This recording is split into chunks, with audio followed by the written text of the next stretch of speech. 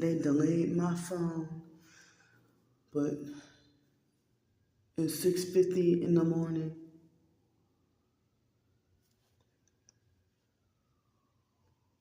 it was just 6:49 a.m.